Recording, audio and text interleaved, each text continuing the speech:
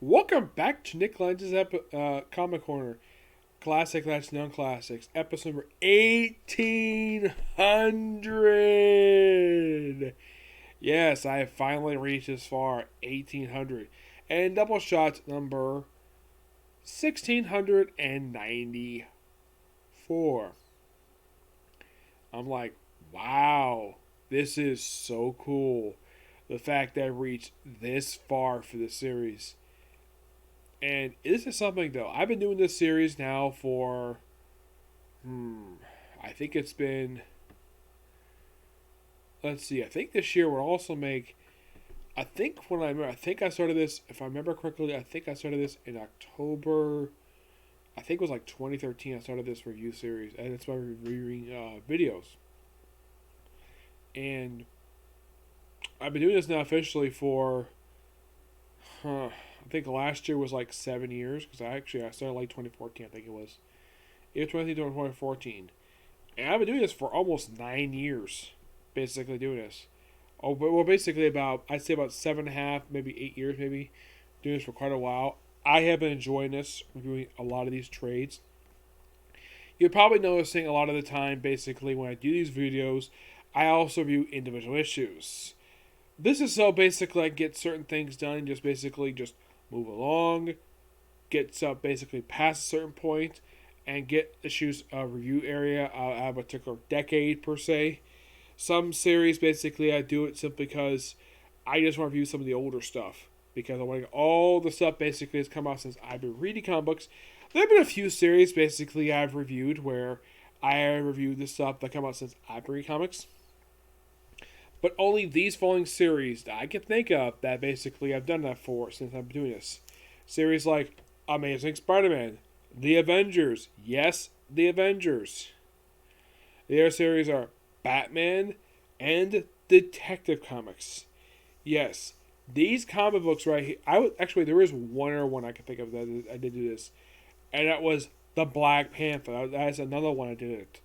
Yeah, so I'd say a total number about 5 comic books where they're still kind of publishing today, where basically I reviewed everything for these these series anyways, published since basically I've been reading comic books.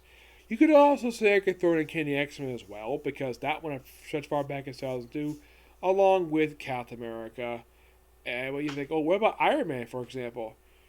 No, Iron Man's getting there, but not there basically where basically I've read everything since I've read comic books that one yet. And it's the same thing for Thor. Not there yet. I would say the only close ones I could think of basically like Wolverine. The only series I could think of basically where review wise I review like comic books and comics since I've reading comics. The other ones are going to get close, or at least going to be getting there, is Justice League, basically. Well, I've only reviewed far back as like this one I've technically reviewed up until like about the year I started reading comics. But basically, this one, Fantastic Four, Wolverine. This will eventually get there. Let's see. There's others definitely. Some of the comics I reviewed have only reviewed as far back as like the last 10, 12 years. Like some as far back as the year 2010 or like 2007, like what it was with Thor. But not every single one. This one mostly discussing my personal favorite comic books. Now, they did bring this comic book back when I've been reading comics. And for some stupid reason, it was canceled after only about a dozen issues. It was written by Kelly Thompson, the same woman who writes Captain Marvel, and of course they canceled another book just recently, Black Widow.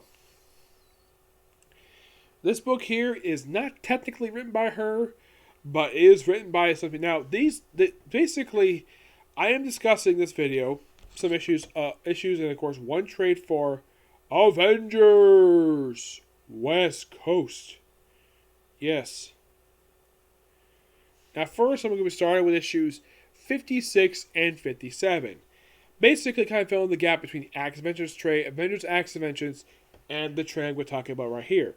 Now, basically, this is the Darker Than Scarlet storyline. Yes. Where it's basically Scarlet Witch where she's kind of turning evil. No, not the way it was during the Avengers Assemble. No, this is completely different from that.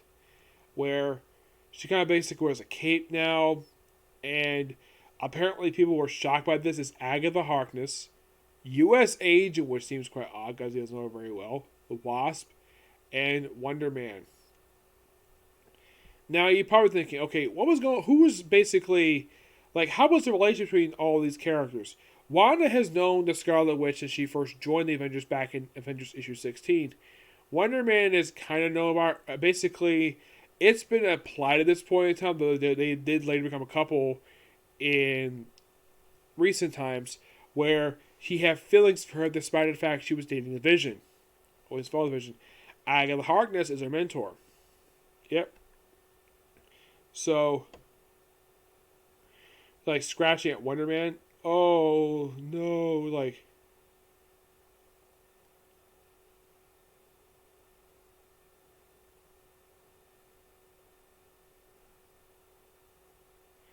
Yeah, of course, she's grabbing at his shirt and clawing, basically shredding his shirt. Because it almost seems like she's basically stripping him. And you have Jim Hammond, Hank Pym, and some... Oh, this actually is supposedly Jim Hammond's wife, maybe? I'm not sure. So, we mentioned with Tigra, this with Mortalis, and we have basically Lockjaw showing up. Yes, I can tell it's Lockjaw with... Oh boy, I'll be discussing. And then we have Human Torch showing up. Human Torch going outside because a guy is showing up and basically giving the Avengers Invictus, basically. Now you're probably thinking, wait, this makes no freaking sense. The building is owned by the Avengers. So why in the world would they evict them? The place was, they revealed in issue 100, this actually was owned by an aging actress who actually wanted to sell this mansion to the Avengers. So it's owned technically by Hawkeye.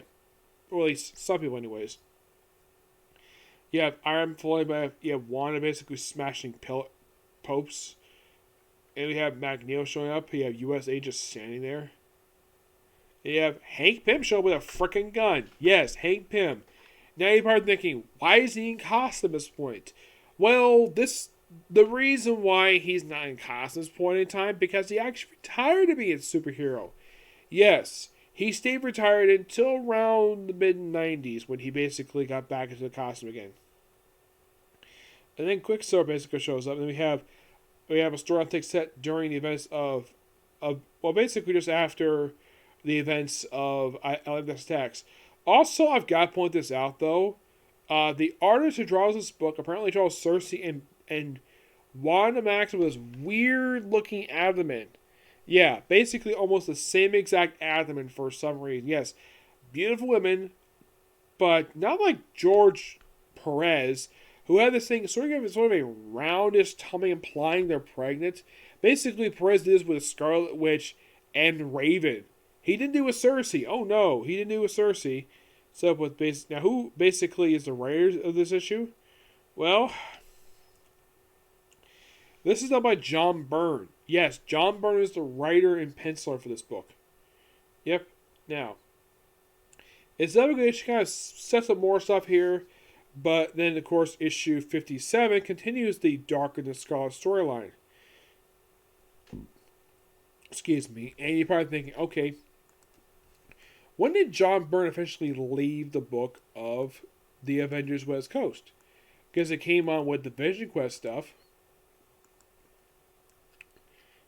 And you're probably thinking, well, John Byrne basically, this technically was, 57 was definitely his last issue he did for Avengers West Coast. Yep, this was the last issue he officially did. So I'll give my final thoughts here, basically his time on the book. Before he's replaced by, of all people, Roy Thomas, which does make some sense. So, it's kind of like he starts the storyline, then leaves for some strange reason. And of course, finally have a bit of follow-up, basically, what happened last issue. Big Veg, we own this property. Not quite, Human Torch. They cover, Avengers are very Pacific. They're very single. And right now, let's see. Wait, flame on. Yeah, and of course, they get away, and so you probably think, okay, what happened to Wonder Man? Well, basically, Wanda just stripped off his shirt. Now, based on the panel, the way that John Byrne drew it, it almost seemed like Wanda was basically ripping his shirt off, and could have implied like going, no, no. Does this imply that she may have taken off his pants? But nope. Yeah, it was basically just a red herring. You have Iron Man take on Magneto, one of the rare times he does. Mm-hmm. You have sort of meeting about this, and then they have Magneto, Quicksilver, and Scarlet Witch go to Asteroid M. Yes, a new Asteroid M. I believe this was either first or second one he had. And you have stuff with Iron Man, basically, and of course they go to Asteroid M, break in, thanks to Wonder Man, fight Magneto, Wanda's held captive. Yeah, great stuff here. And then everybody sent back to Earth. And then we continue on with 2 issues of this trade. Avengers West Coast, Along Came a Scarlet Spider. Now this trade, now I'm going to continue basically talking about issues, the issues that are not collected in this trade here. First, I'm discussing issues 50, 59. Of course, this trade also collected issues 63 to 75. And these are your rares for these other issues. Fabian DeSouza, Danny Figueroff, Roy Dan Thomas, Terry Kavanaugh. Before I talk about this trade, my final thoughts on John Byrne's time on Avengers West Coast. It definitely was a good run. It wasn't necessarily any bad issues per se. His run was not very long. It was only 16 issues and 1 annual. And yes, it's entirely in trade, so you don't have to worry about that. Here's kind of the weird thing about the Vision Quest trade. It does not collect his last 7 issues. It stops around issue like 50. And for some reason, it does not collect anything forward about that at all. Nope. And weirdly enough, for some strange reason, they take a break from the storyline for 2 issues before concluding this in a 3-parter that's not in this trade, which I will be discussing that. So, the artwork for these issues in this trade are done by Tom Morgan, Paul Ryan, Gary Hurdle, Chris Ritz, Steve Butler, Dave Ross, and Herb Temple with Brad Magica, Rick Evans, and George Freeman. Yes. The front cover artist, that's basically Tom Morgan and Tom True. The back one is simply Paul Ryan, Danny Booney, and Tom Smith. Danny Booney is basically one of the inkers. Tom Smith is... What I think is the colorist? No, he's not the colorist at all. So,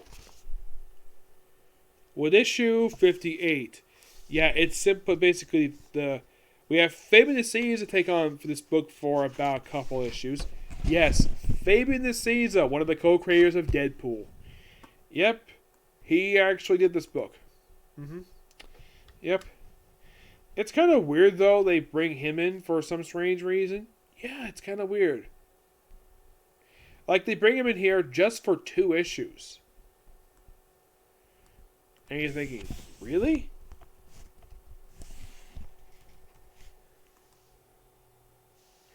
Yeah, Famous Seas. I think he does come back for a few more issues. Let's see. Let's see. He,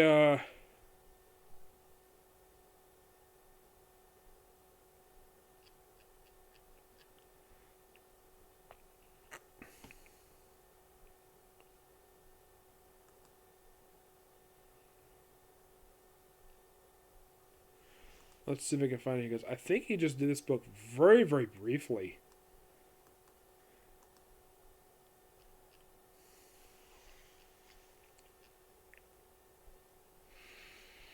Yeah, I think he did this book very briefly. Like, he didn't stay on very long. I've met Famous Seas, a great guy to meet in person. It's almost like basically he just came on this book just for a fill-in issues before they took over by Roy and Dan Thomas, who pretty much did the majority of the rest of the series at this point. Yeah, they came out with issue 60, and they finally didn't leave into issue like 101, I think it was. Yeah, they actually had one of the more lengthier ones of the book. Yes.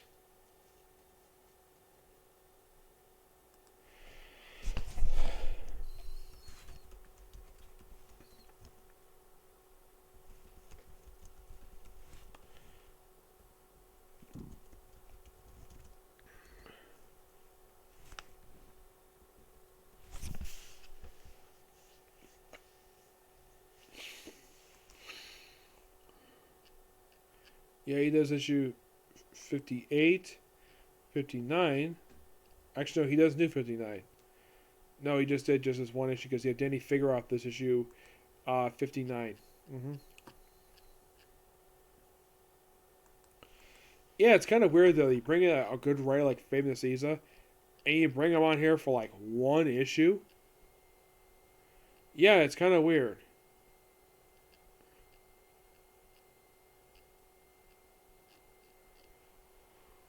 Now, at what point did he do this one issue of Avengers West Coast?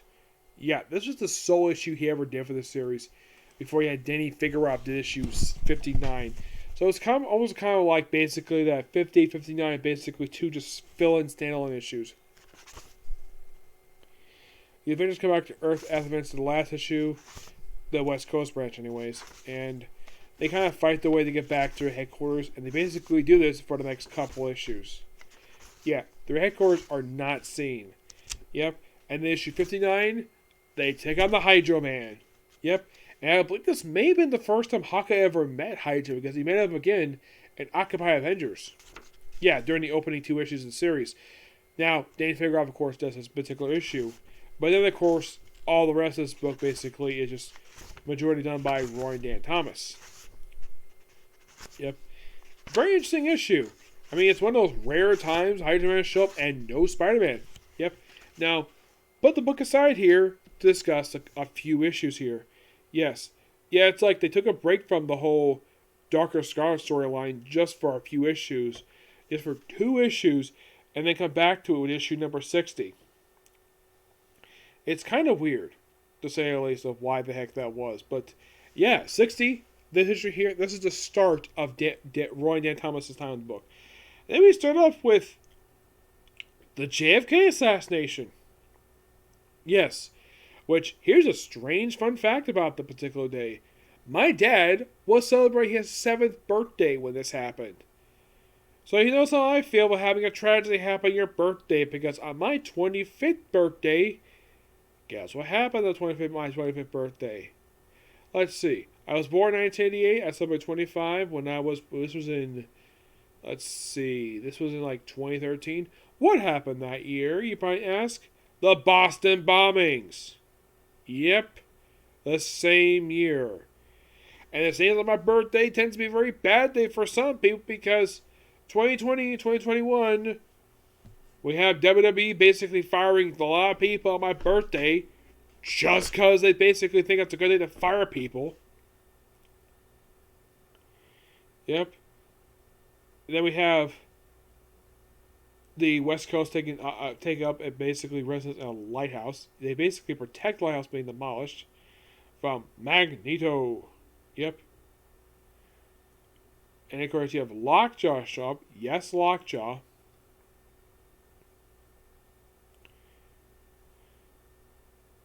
And then finally they get back home after a few issues.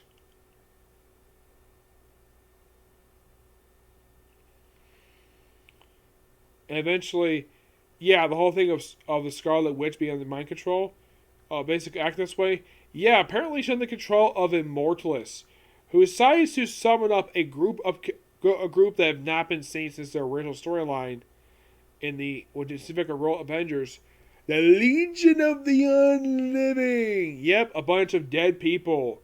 And who they bring in? I think it was Iron Man 2020, the second Black Knight, the Human Torch, even though he's not dead. We have a couple brothers, the Swordsman, yes, the Swordsman, the Grim Reaper, and some other guy. Yeah, it's kind of weird. Like, what? Yeah, that's seriously what the season what Roy Thomas did.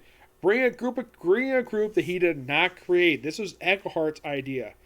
So, oh, by the way, the Human Torch to cover, that's actually Toro.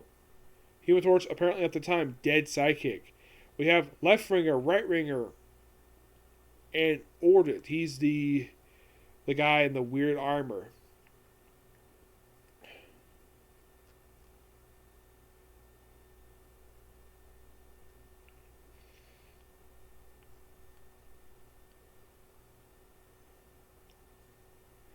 And here's the weird thing about this guy in the suit. He only had one appearance this issue. And that was it. As for right winger, left winger, they are two Captain America villains. Yeah.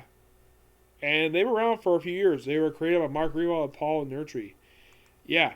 These guys had 11 appearances. They appeared initially in some issues of Captain America, pops up for this issue, appeared for 3 more issues of Captain America until this, of course, is, I believe it's supposed to be left winger, if I'm not mistaken. And his last appearance being U.S. Agent #1. That was the last time he was ever seen in the comics. In the case of right winger, the other guy, he also died in issue 381 for Captain America. He, of course, also had a lead appearance. His final appearance was also in U.S. Agent #1. Yes. Thor himself will come back to life. No problem. Though at first they say he was mutant, then later retcon he was inhuman. For reasons. They made him inhuman. I have no idea why. It's kind of weird. Why would you basically retcon a character who's clearly a mutant to be inhuman? Oh, I know why. Because we basically want to kill off the X because we have left you with frickin' Fox. Yes. By the way, Toro, not dead anymore. He's still very much alive. The Black Knight, this is of course Nathan Garrett. He's the uncle of the current Black Knight, Dan Waltman. Yep. Now, the Swordsman, he was definitely dead at this point. He was briefly brought back. There's actually a couple of times he was brought back. Yes. One a few times he was brought back after he died. Yeah. Like, after he died in giant size Avengers #2, that's when he officially died. That's when they killed off the character. And he was occasionally brought back. Like, when he appeared in the first issue of Hawkeye, it was mostly just here as a flashback. Yeah, then he came back several times, mostly as a zombie form. But then he was, brought back in Chaos Over 5. They found up Hawkeye's Spotlight. Probably, in their flashback. Yeah, mostly, like, a lot of flashback stuff. He appeared in a few issues of all-new Hawkeye. It seems kind of weird, though. They bring this character in. They revive him, and of course, they do nothing with the character. He popped up in a couple issues of recent Hawkeye book. Yep. Yeah. Now, here's the weird thing about the Swordsman. He clearly is supposed to be alive, but nope, they keep having him stay dead for some strange reason. Oh, he's also a father. He has a daughter. Yep.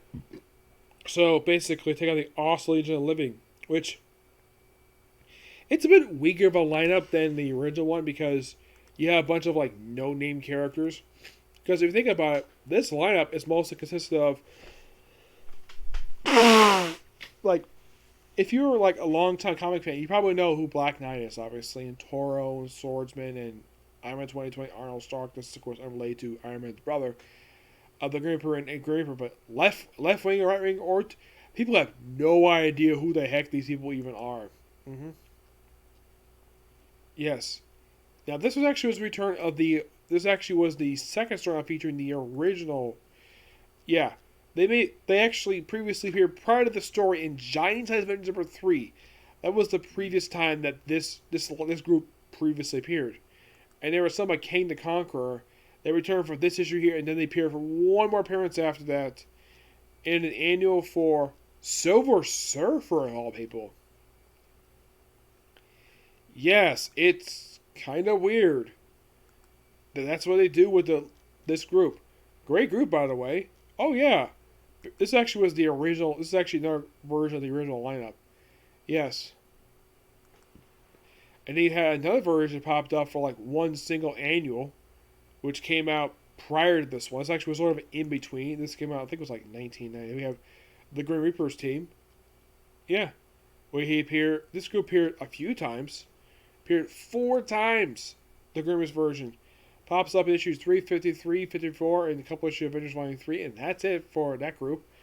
And the most recent group is the Vampire Group Legion Living. And this actually is part of the Jason Aaron book. Kind of comprised of Shadow Colonel and some other vampire characters. Now, I love Legion Living. I kind of wish Marvel would do a trade for these guys. Because this was the original lineup for the original group, sold by Steve Englehart. Here are members: the Frankenstein Monster, Wonder Man, Jim Hammond, Midnight, Ghost, and Baron Zemo. Of these characters, 2 are pop up in this book. Midnight, he is a... Well, he was basically a character from the Shang-Chi comics, which seems kind of weird to pop up here. Yeah. And no, this is not the same person who was Moon Knight's sidekick. Ghost was just a random robot guy who basically appeared for like a 1 issue of the Silver Surfer. Yeah.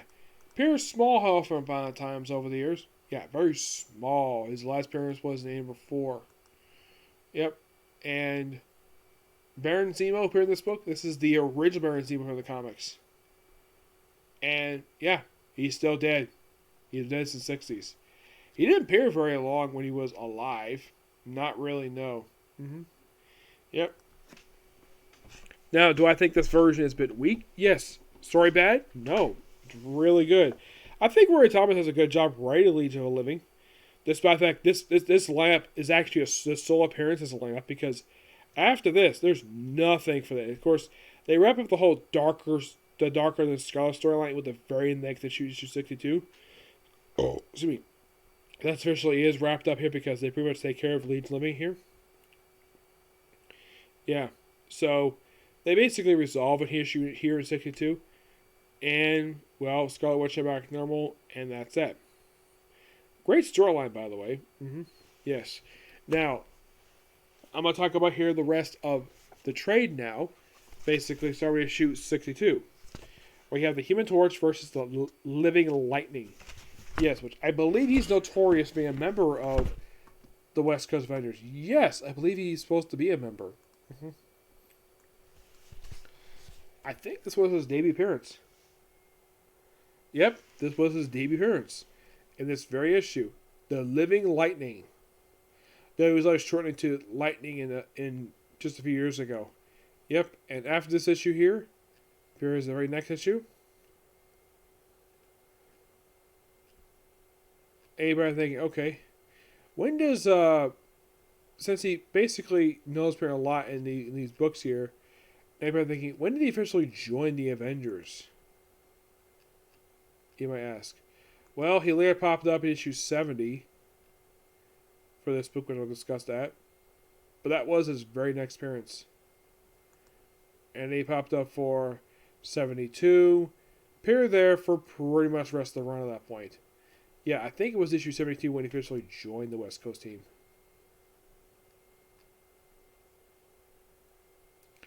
Nope, he was still part of Pacific Overlords. Let me find out here. When did he officially join the team?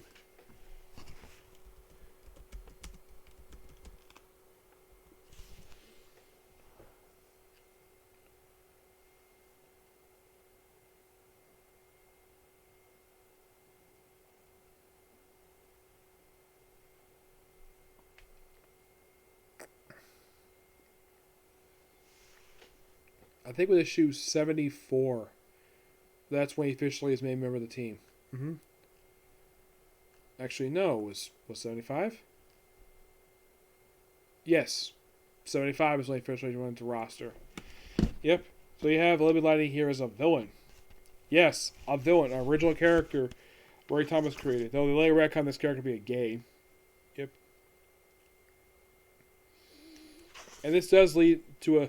These issues here are basically just, well, leading to when, of course, when not only Living Lightning joins the team, but also when Julian Carpenter joins the team. Yep. And if Living Lightning for its first few appearances simply be a villain for the team. Yep, that's basically what he did. Yeah. 64, guest starring Captain America. Yep. And then we have for issues 65 to I think it's like 68, where the Grim Reaper has come back to kill his brother. And also he kills Nocturna, his future ally in Chaos War. This is a great storyline. I love it. Great flashback stuff to World War II, more robot stuff, but this is just pure fun. I love the Green Reaper storyline. They even gave it a backup feature for Wonder Man, which is interesting. Yep. And it's wrapped up by, I think it's, we have, basically you have the Grim Reaper versus frickin' Ultron. Which, fun fact about both these characters, both of them are created by Roy Thomas. So it makes perfect sense he would utilize them. Oh yeah, definitely.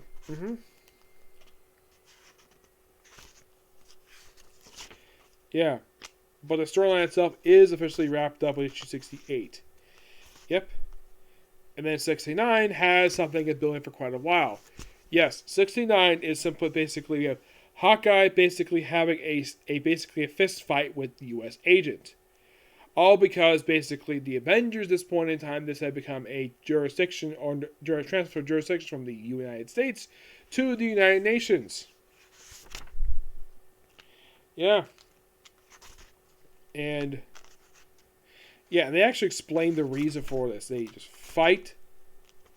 They just basically beat the crap out of each other. We also have more Chinese villains. And then we have issue 70. We actually have, well, a guest appearance by Julie Carpenter, the second Spider-Woman. Now, Julie Carpenter herself is a creation of Jim Shooter. And you're thinking, really? Yes. Now, here's the weird thing about this Spider-Woman. People will get confused, basically, about the name Spider-Woman because technically there have been 4 people who have assumed the Spider-Woman.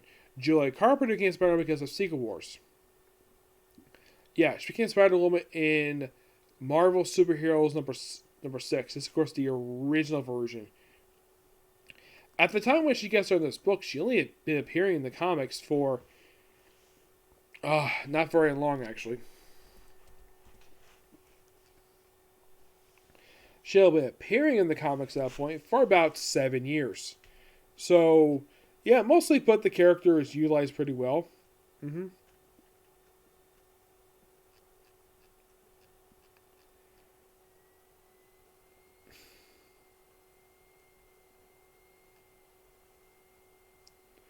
Yeah, and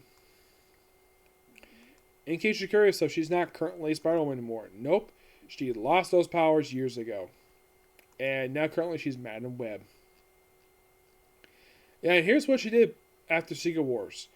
Pops up an issue of Kenny X-Men, issue of X-Factor, Avengers Annual, some issues of Spider-Man, and then she finally shows up here and she was basically part of this group up until the cancellation of the book, even part of the relaunch under Force Works. Yeah, she actually one of the very few people who actually became part of Force Works even afterwards. She even had her own mini-series as Spider-Woman.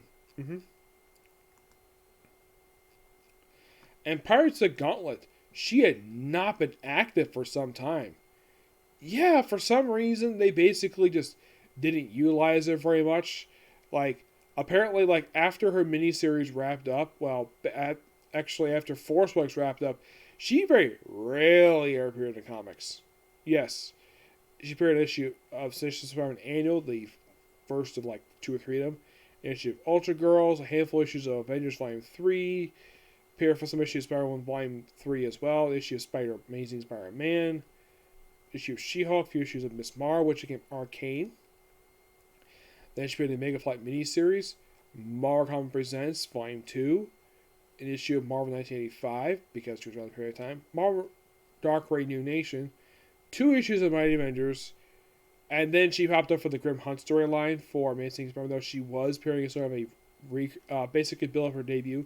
Appeared for 1 issue of New Avengers, where I think she was offered a position to be Daniel Cage's babysitter. A free comic day issue, and then she became sort of a semi-recurring character under Dan Slott's tenure as Spider-Man, as the Amazing writer, as of course Madam Web. Appears in the very brief ongoing series, and after the book wrapped up, this was in 2017, excuse me. That's when issue number 5 came out. After that, never appeared again until 3 years later which was issue 44 of Nick Spencer's amazing run for Amazing Spider-Man. And she was there up until issue 57. Her most recent appearance to date was in Spider-Man Curse of the Man-Thing. That was the most recent appearance to date. Yep. Yeah, basically have her be an ally of the West Coast Avengers for this period of time. It also show up basically, Tiger could switch from basically the cat girl to the sexy model. She's beautiful as both. No denying that. Tiger is beautiful. And she's a mom. Yep, she's actually one of the very few female superheroes in Marvel Comics who is in fact a mother.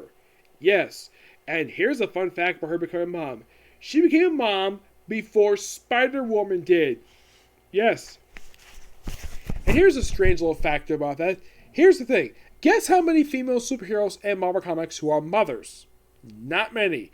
The very first one was, of course, Julia Carpenter. She has a daughter from her marriage. She's divorced. Her name is Rachel. She's still around. Occasionally, not appearing very much, but she's basically the first confirmed superhero who's a mom. Though you could count basically Miss America being a mom because her mother, her son is freaking Nuko. Yes, though it's not really talked very much. There's Miss America. There's, of course, Julia Carpenter. After Julia Carpenter, there was nobody until Jessica Jones. Yes. After her, it was Tigra, and then it was Spider-Woman. And nobody else.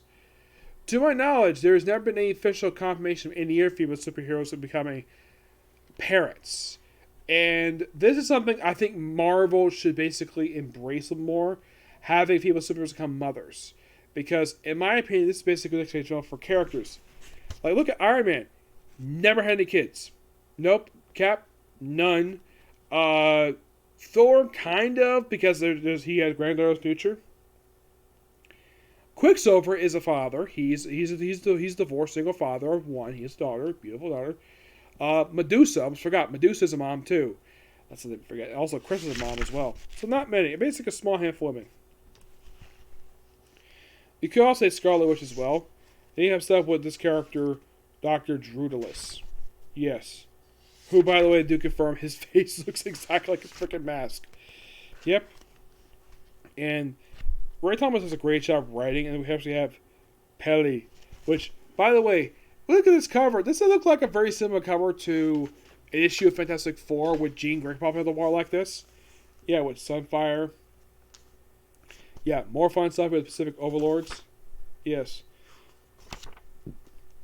Which, I found this to be a pretty fun set of issues.